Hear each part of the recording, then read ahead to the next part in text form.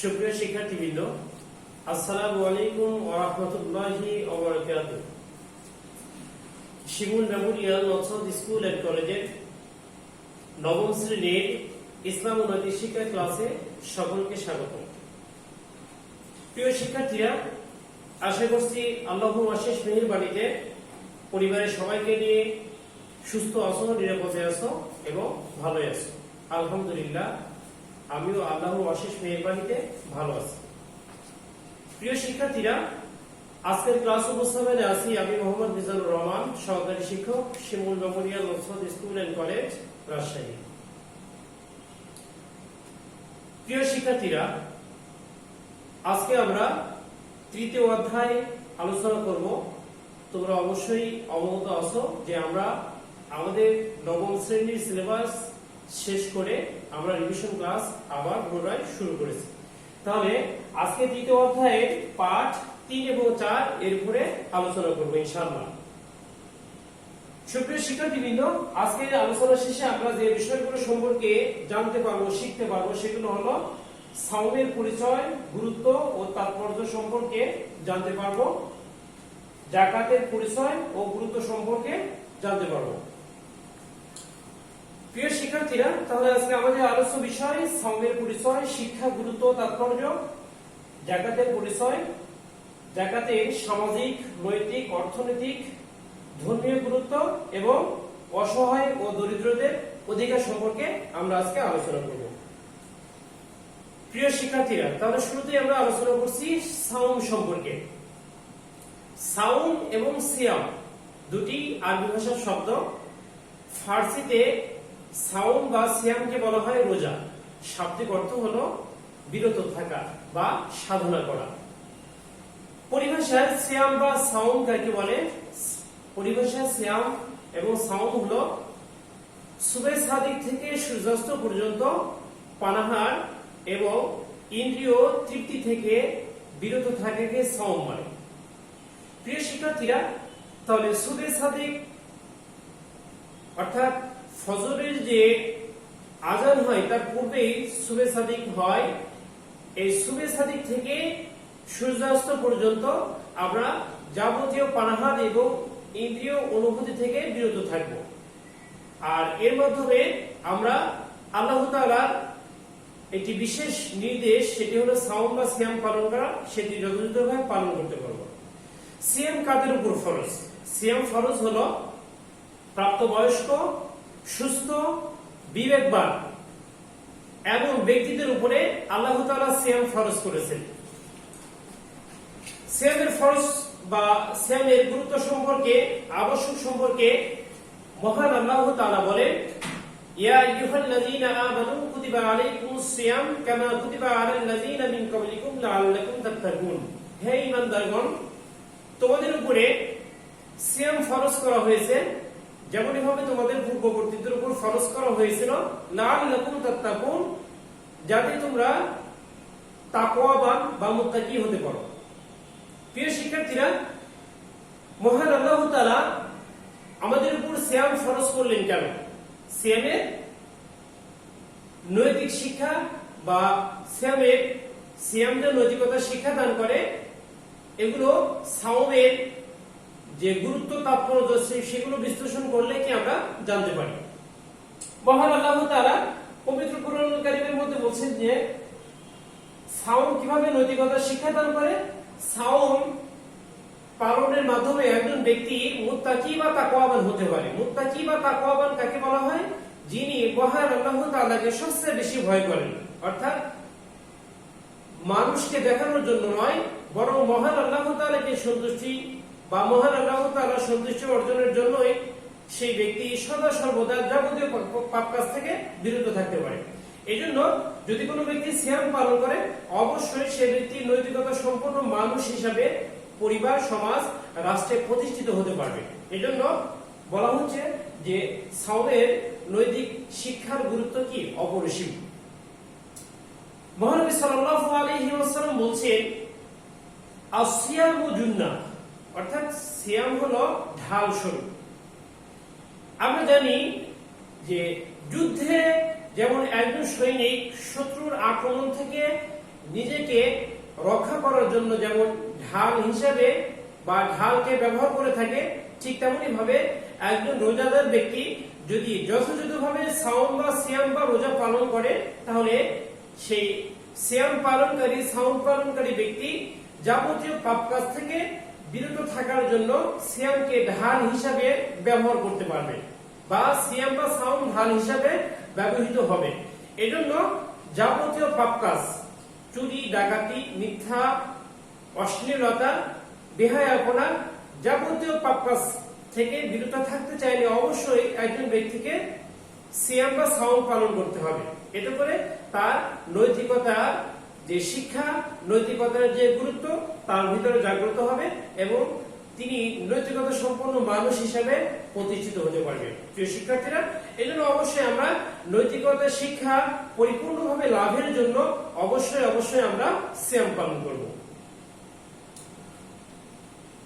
প্রিয় শিক্ষার্থীরা, এই পর্যায়ে আমরা জানবো সাওমের ধর্মীয় গুরুত্ব। ধর্মীয়গত দিক থেকে সিয়ামের গুরুত্ব কতটুকু?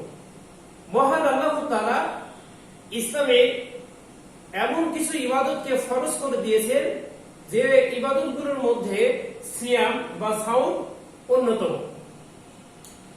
সাওম হলো এমন একটি ইবাদত যে ইবাদতের মাধ্যমে মহান আল্লাহ তাআলার সন্তুষ্টির পাশাপাশি জীবনের অসংখ্য গুনাহ খাতাগুলো আল্লাহ তাআলা মাফ করে দেন। মহান আল্লাহ তাআলার সন্তুষ্টি অর্জন করা যায়। এজন্য নবী সাল্লাল্লাহু আলাইহি ওয়াসাল্লাম বলেন, মান সামা রমাযানা ঈমানান ওয়া ইহতিসাবান গুফিরা লাহু মা তাকদ্দামা মিন যামবিক। নবী সাল্লাল্লাহু আলাইহি ওয়াসাল্লাম বলেন, যে ব্যক্তি ঈমানের সাথে গুনাহ মাফের আশায় রমজান মাসে সিয়াম পালন করে, আল্লাহ তাআলা তার অতীতের সমস্ত গুনাহ মাফ করে দেন। প্রিয় শিক্ষার্থীরা, তাহলে আমরা জানতে পারলাম, বুঝতে পারলাম যে যদি আমরা আল্লাহ তাআলার প্রতি পরিপূর্ণ বিশ্বাস এবং সওয়াব লাভের আশায় আমরা যদি সিয়ামটা পালন করি, অবশ্যই মহান আল্লাহ তাআলা আমাদের এই সিয়াম পালন করার ফলে আমাদের অতীতের গুনাহ খাতাগুলো মাফ করে দিবেন। প্রিয় শিক্ষার্থীরা, তাহলে অবশ্যই কি করব? আমরা সাওম পালন করব, সিয়াম পালন করব। সাওমের সামাজিক গুরুত্ব। সাওম হলো এমন একটি ইবাদত যে ইবাদতের মাধ্যমে একজন মানুষ অপর মানুষের ক্ষুধার যে যন্ত্রণা বা জ্বালা বা কষ্ট সেটি অনুভব করতে পারে। এই জন্য সমাজে অসহায়, দরিদ্র, অনাহারে যারা থাকে, এই সমস্ত ব্যক্তিদের যে অনাহারের কষ্ট, অর্ধাহারের কষ্ট বা তাদের মৌলিক প্রয়োজন পূরণ না করতে পারার যে কষ্ট, এই কষ্ট অনুভব করার সবচেয়ে গুরুত্বপূর্ণ একটি মাধ্যম হলো সাওম। সাওম এমন একটি ইবাদত যে ইবাদত ধনী গরিব সবার উপরে ফরজ করা হয়েছে। বিধায় সমাজে ধনী শ্রেণীর মানুষরা এই সাওম পালনের মাধ্যমে সমাজের যে গরিব শ্রেণী, যারা অসহায় দরিদ্র, তাদের যে ক্ষুধার যন্ত্রণা, তাদের যে ক্ষুধার কষ্ট, এই অনুভূতি সাওম বা সিয়াম পালনের মাধ্যমে ধনী শ্রেণীর মানুষরা বুঝতে পারে। এতে করে ধনী শ্রেণীর মানুষরা গরিবদেরকে, অসহায়দেরকে ইফতারি করায়, ধনী শ্রেণীর মানুষরা অসহায়দেরকে সাহারির ব্যবস্থা করে। এভাবে বিভিন্ন ধরনের সহানুভূতির রাস্তা তৈরি করে দেয়। আর এমন একটি ইবাদত হলো সাওম। এজন্য যদি সামাজিক বন্ধন সুদৃঢ় করতে চায় বা সামাজিক যে বৈষম্য সেটি যদি আমরা দূরীভূত করতে চাই, অবশ্যই আমাদের সাওম পালন করতে হবে। প্রিয় শিক্ষার্থীরা, নবী সাল্লাল্লাহু আলাইহি ওয়াসাল্লাম হলেন সমস্ত গুণের অধিকারী। অর্থাৎ নবী সাল্লাল্লাহু আলাইহি ওয়াসাল্লামের চরিত্রে এমন কোনো বৈশিষ্ট্য নেই যে বৈশিষ্ট্য অন্য কোনো মানুষের শিক্ষা পেতে কষ্ট হতে পারে। অর্থাৎ নবী সাল্লাল্লাহু আলাইহি ওয়াসাল্লাম আমাদেরকে প্রত্যেকটি বিষয়ে সুস্পষ্ট বর্ণনা এবং প্রত্যেকটি বিষয়ে বাস্তব অভিজ্ঞতা তিনি আমাদেরকে দেখিয়ে গিয়েছেন। নবী সাল্লাল্লাহু আলাইহি ওয়াসাল্লাম ছিলেন সর্বশ্রেষ্ঠ দানবীর। অর্থাৎ তিনি সর্বদাই মানুষদেরকে, অসহায়দেরকে দান করতে ভালোবাসতেন। বিশেষ করে যখনই সাওমের মাস আসতো, সিয়ামের মাস আসতো বা রমজান মাস আসতো, তখন মহানবী সাল্লাল্লাহু আলাইহি ওয়াসাল্লামের এই দানের পরিমাণটা আরো বহুগুণে বৃদ্ধি পেয়ে যেত। মহানবী সাল্লাল্লাহু আলাইহি ওয়াসাল্লাম বলছে যে এই সাওমের মাস হলো সহানুভূতির মাস। সাওমের মাস হলো সহানুভূতির মাস, অর্থাৎ সহানুভূতি বিভিন্ন ভাবে আমরা দেখাতে পারি। সেটি হলো ইফতারির মাধ্যমে হতে পারে, সেটি সাহরি করানোর মাধ্যমে হতে পারে, সেটি দান সদকার মাধ্যমে হতে পারে, সেটি ফিতরা আদায়ের মাধ্যমে হতে পারে। বিভিন্ন ভাবে আমরা একে অপরকে সহানুভূতি দেখাতে পারি। প্রিয় শিক্ষার্থীরা, মহানবী সাল্লাল্লাহু আলাইহি ওয়াসাল্লাম এই মাসকে সহানুভূতির মাস হিসেবে উল্লেখ করেছেন। আর এই মাসে মহানবী সাল্লাল্লাহু আলাইহি ওয়াসাল্লাম বেশি বেশি করে অসহায় গরিবদেরকে দান করতেন। এজন্য অবশ্যই সাওমের অন্যতম সামাজিক শিক্ষা হতে পারে যে আমরা সমাজের অসহায়, দরিদ্র, যারা অর্ধহারে থাকে, যারা অনাহার থাকে, যারা বেকার, তাদেরকে আমরা সহযোগিতার মাধ্যমে সাওমের মাসের শিক্ষা লাভ করতে পারি। প্রিয় শিক্ষার্থী, এ পর্যায়ে আমরা আরেকটি গুরুত্বপূর্ণ ইসলামের ভিত্তি নিয়ে আলোচনা করব, সেটি হলো যাকাত। যাকাত আরবি ভাষার শব্দ, শাব্দিক অর্থ হলো বৃদ্ধি, পবিত্রতা, পরিচ্ছন্নতা। পরিভাষায় যাকাত কাকে বলে? যাকাত হলো নিসাব পরিমাণ সম্পদের মালিক 1 বছর অতিবাহিত হওয়ার পর নির্দিষ্ট পরিমাণ সম্পদ অসহায় দরিদ্রদের মাঝে যে বিলিয়ে দেন বা দান করে দেন তাকে যাকাত বলে। যাকাত প্রদানের একটি নির্দিষ্ট পরিমাণ আছে, সেটা হলো শতকরা 2.5 ভাগ, অর্থাৎ 40 ভাগের 1 ভাগ। তাহলে 40 ভাগের 1 ভাগ যদি হয় তাহলে শতকরা 2.5 ভাগ হয়ে থাকে। অর্থাৎ যদি কোনো ব্যক্তি নিসাব পরিমাণ সম্পদ থাকে, তাহলে সেই ব্যক্তি সেই নিসাব পরিমাণ সম্পদ থেকে শতকরা 2.5 ভাগ হারে যে দান সদকা করে থাকে সেটিকে যাকাত বলে। প্রিয় শিক্ষার্থীরা, যাকাত ইসলামী শরীয়তের অন্যতম একটি গুরুত্বপূর্ণ স্তম্ভ, ইসলামের অন্যতম একটি গুরুত্বপূর্ণ স্তম্ভ, সেটি হলো কি? যাকাত। আর ইসলামের তৃতীয় ভিত্তি হিসেবে স্বীকৃতিপ্রাপ্ত। মহান আল্লাহ তাআলা পবিত্র কোরআনে অসংখ্য জায়গায় যাকাতের গুরুত্ব সম্পর্কে তিনি বলেছেন। যেমন মহান আল্লাহ তাআলা বলেছেন, ওয়াকিমুস সালাহ ওয়া আতুজ যাকাত, তোমরা নামাজ কায়েম করো এবং যাকাত প্রদান করো। যাকাতের সামাজিক গুরুত্ব সম্পর্কে আমরা জানি। মহান আল্লাহ তাআলা বলছেন যে যাতে সম্পদ শুধু তোমাদের অর্থশালীদের মধ্যেই আবর্তিত না হয়, কাইলা ইয়াকুনা দুলাতাম বাইনাল আগনিয়াই মিনকুম। দেখো, সমাজে অসহায়, দরিদ্র বা অনাহারে, অর্ধাহারে থাকা অসংখ্য মানুষ আছে। আবার সমাজে এমন এক শ্রেণীর মানুষ আছে যাদের সম্পদ ব্যয় করতে করতেও তাদের সম্পদে কোনো প্রকার কমতি হয় না, অর্থাৎ তাদের সম্পদ দিন দিন বৃদ্ধি পেতে থাকছে। আর আরেক শ্রেণী আছে তারা তাদের মৌলিক প্রয়োজনে পূরণ করতে পারছে না। তাহলে এক্ষেত্রে সমাজের ভিতর বৈষম্য তৈরি হয়, যার ফলে মহান আল্লাহ তাআলা বলছেন যে যাতে সম্পদ শুধু তোমাদের অর্থশালীদের মধ্যে আবর্তিত না হয়, কায়দা ইয়াকুনা দুলাতাম বাইনাল আগনিয়াই, অর্থাৎ শুধুমাত্র যে সম্পদ ধনীদের মধ্যেই সীমাবদ্ধ থাকবে এমনটি যেন না হয়, বরং এই সম্পদ থেকে কিছু পরিমাণ সম্পদ যেন সমাজের যারা অসহায়, দরিদ্র আছে তাদের মধ্যে বিলিয়ে দেওয়া হয়। এতে করে সমাজের মধ্যে বৈষম্য দূরীভূত হবে, সমাজের মধ্যে ভ্রাতৃত্ব সুলভ সম্পর্ক বজায় থাকবে। প্রিয় শিক্ষার্থীরা, আর এই সম্পদ কোন সম্পদ?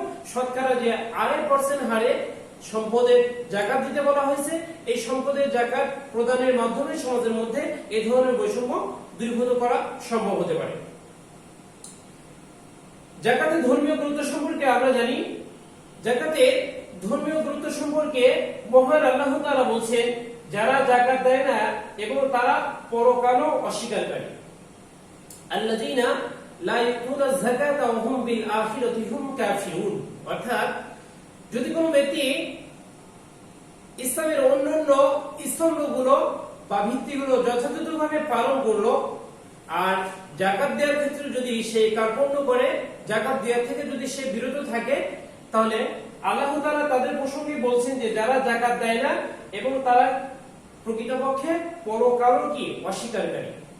এজন্য ইসলামের 5টি স্তম্ভের মধ্যে যদি আমরা 4টি পালন করি আর এই যাকাতের যে গুরুত্বপূর্ণ স্তম্ভ বা নির্দেশনা এটিকে যদি আমরা অস্বীকার করি, এটি পক্ষান্তরে পরকালকেও কি করা হবে? অস্বীকার করা হবে। এজন্য অবশ্যই কি করতে হবে? যাকাত যথাযথভাবে আদায় করতে হবে। যাকাত হলো এমন একটি অর্থ ব্যবস্থা যে অর্থ ব্যবস্থার মাধ্যমে অসহায় ও দরিদ্রদের অধিকার প্রতিষ্ঠিত করা সম্ভব।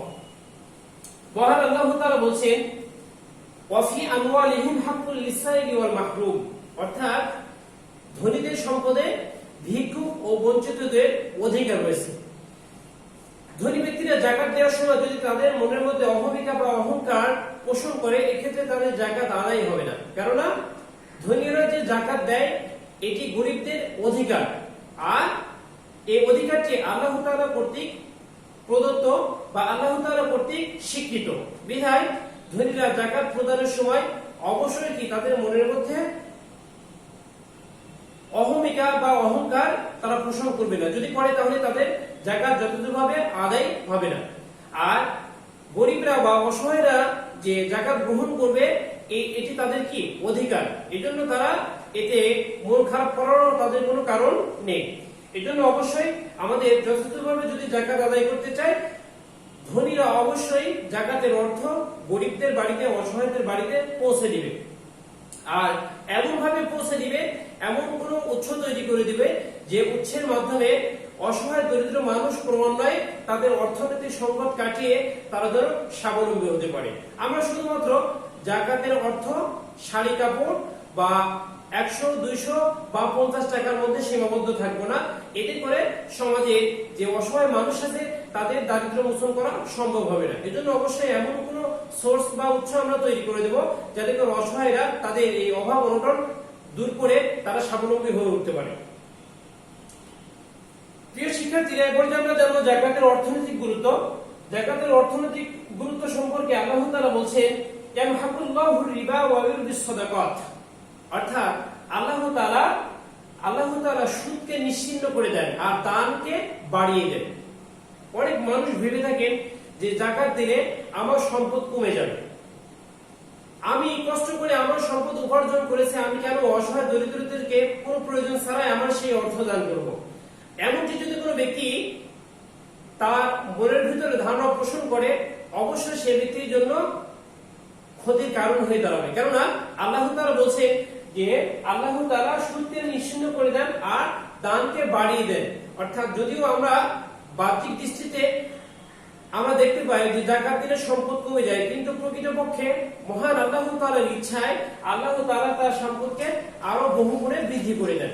এজন্য অবশ্যই কি আমরা আমাদের যাকাত যথাযথভাবে হিসাব করে আমরা যাকাত আদায় করব। এর ফলে আমাদের সম্পদ আরো বহুগুণে বৃদ্ধি পাবে। প্রিয় শিক্ষার্থীরা, দীর্ঘ সময় আমরা আলোচনা করলাম, এ পর্যায়ে মূল্যায়নের পালা। রোজা কোন ভাষার শব্দ? রোজা হলো ফার্সি ভাষার শব্দ। যাকাত বলতে কি বোঝায়? যাকাত শব্দের শাব্দিক অর্থ বিধি, পবিত্রতা, পরিচ্ছন্নতা আর হিসাব পরিমাণ সম্পদের মালিক 1 বছর অতিবাহিত হওয়ার পর শতকরা 2.5% হারে যে সম্পদ ব্যয় করে তাকে যাকাত বলে। যাকাত হলো ইসলামের সেতুবন্ধ। বাণীটি কোন গ্রন্থে? বাণীটি হলো বাইহাকি গ্রন্থে। কোন ইবাদতের প্রতিদান আল্লাহ তাআলা নিজেই দিবেন? সাওমের প্রতিদান আল্লাহ তাআলা নিজেই দিবেন। প্রিয় শিক্ষার্থীরা, আজকের আলোচনার উপর আগামী দিন তোমাদের রিভিশন টপ ক্লাস 2 হবে। তোমাদের পড়া থাকবে 3য় অধ্যায় পাঠ 3 এবং 4। আশা করছি আজকের ক্লাসটি আরো সুন্দর করে ভাষায় অধ্যয়ন করবে আর আগামী দিন রিভিশন টপ ক্লাসটি সুন্দরভাবে কমপ্লিট করবে। প্রিয় শিক্ষার্থীরা, আগামী দিনের ক্লাসের আহ্বান জানিয়ে আজকের মতো এখানে শেষ করছি। ওয়াখির দাওয়ানা আলহামদুলিল্লাহি রাব্বিল আলামিন। আসসালামু আলাইকুম ওয়া রাহমাতুল্লাহি ওয়া বারাকাতুহু।